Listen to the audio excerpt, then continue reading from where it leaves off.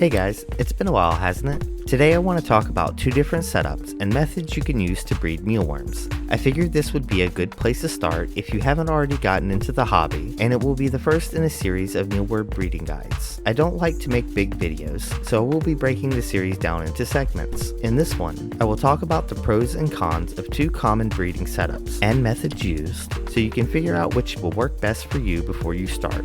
But first, I want to mention that I have an eBay store up now. Right now I only have a few mesh bottom enclosures up, so if you don't want to make one yourself, you can pick one up from me. I will add more items in the future. Link in the description below to both of my stores. And with that out of the way, let's get on with the video.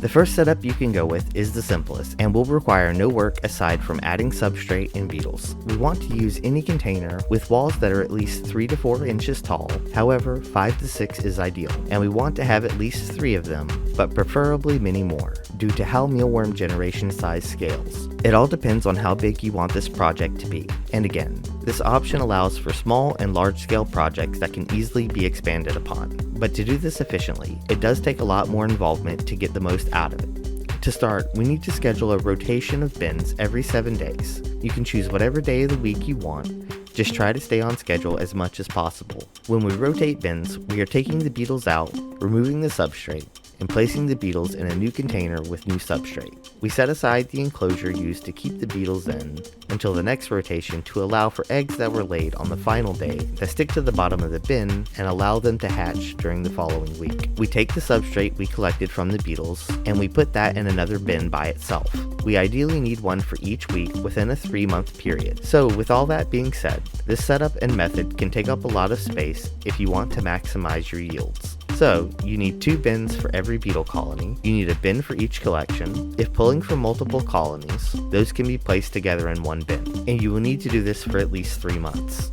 You will need at least 2 beetle bins, 12 collection bins, and 2 bins to collect pupas, totaling at 16 to min-max this method. I know I have only just now mentioned pupas, but you will need to have at least 2 of those to make monthly pupa collections from your mealworm collection bins. We want to remove the pupa from the mealworms because they will eat and damage them, resulting in many dying. Once you are at the point of getting pupa, you need to pull every day to avoid the least amount of them dying and maximizing the amount of beetles you get. Ideally, you want to start taking collections of pupa and keep adding to it every day until the first beetle hatches. Then start a new bin and pick the beetles out daily until no more remain. By the time you run out, the other bin will start hatching. Now, I'm reading your mind, Casey.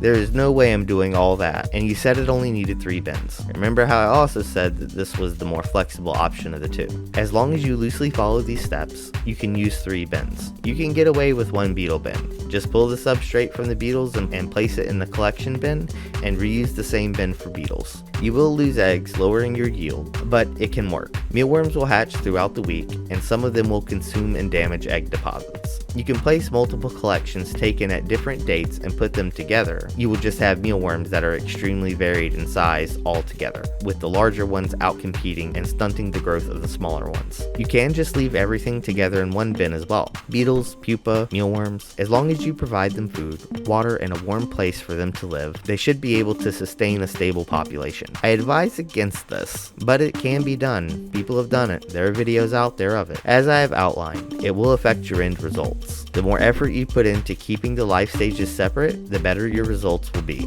That was a lot, right? The next one should be shorter, and the basics of the first one apply to the mesh bottom method. So the other option is to use a 2 or 3 tier mesh bottom system. Anything I say here will work for any enclosure that has a mesh bottom used to collect loose substrate and eggs that fall through. That is fundamentally how the system works. So you can make your own, look on the web, or maybe find somebody local to obtain one of these enclosures. If you choose to make it, you just need a 3-drawer system or 3 containers that will fit inside each other with room between the bottoms of both bins to allow for substrate to collect below, and some mesh screen. Just cut the bottom out of one of the containers, hot glue some screen in, and place the tray back or bin inside the other bin, and you will have a 2 to 3 tier system. Once you have the enclosure, the beetles will go into the top drawer where the mesh bottom is, and the eggs, fine substrate, and frass will pass through the bottom and collect in the tray below. This will allow for extremely easy egg collections, as you only have to pull out the middle tray and dump it into the bottom tray, where the eggs will hatch and the larvae will grow. You collect what falls through once a week, Put it in a container with your chosen substrate, and you will repeat this every week,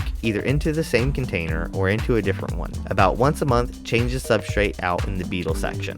That is pretty much all you do with this type of setup, and its overall method is similar to the first setup, just a little more compact with a little less freedom on what you're working with. You can choose something small, or you can go with something large. I used to use a large 3-tier mesh bottom setup for about a year. The drawback is, it still requires almost the same amount of work to get the most out of it. You are limited by the size of the enclosure, so if you make something small, you will quickly outgrow it, and something big still takes up a lot of room, and due to how tall the walls are, the space is not used as well as it could be. However, a 3-tier system is very straightforward and very easy to remember as it's all there together, with each layer basically being one step. The same rules apply here as they did in the first setup. The better you keep the life stages separate, the better your results will be. Even with the 3-tier system, you are going to need extra bins for collections and for the pupa. You will also have to deal with the dead, as you will be adding beetles directly into the population that are all of different ages, because you only have one beetle tray, and they will eventually start dying and piling up. With the first setup, I normally let most of them die out and remove the remaining live beetles and place them into a new but small enclosure and get the last little bit I can get out of them. So I only have to deal with the dead once or twice throughout a 3 or 4 month period. But with this setup, you may find yourself regularly plucking out dead beetles, as it's really your only option if you only have one of these. Alright guys, let's quickly go over the pros and cons of both setups. Pros for the simple setup: easy expansion, no work to make the enclosure, flexibility. Cons: it can be a lot of work to get the most out of and takes up a lot of room. Pros for the multi-tier setup: ease of use, can be used to decide the size of your project, and easy to make.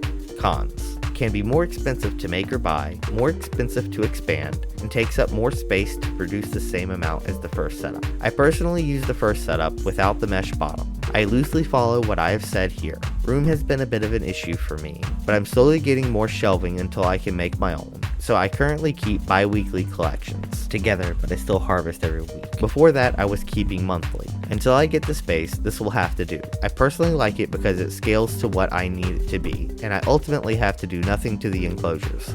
So the bin will always be useful for something else later down the line if I ever decide to stop breeding mealworms. The 3-tier setup is great for getting started, but with how quickly your mealworm farm will grow, even when done improperly, that it will be outgrown within a few generations. Well, that about wraps it up, guys.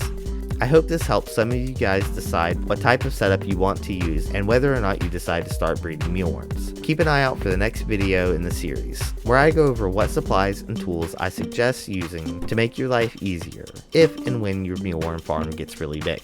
If you like this video and have it in your critter loving heart, give this video a like, a subscribe, and hit the bell icon for more videos in the future like this. And as always, from the Thegizards and I, have a wonderful day.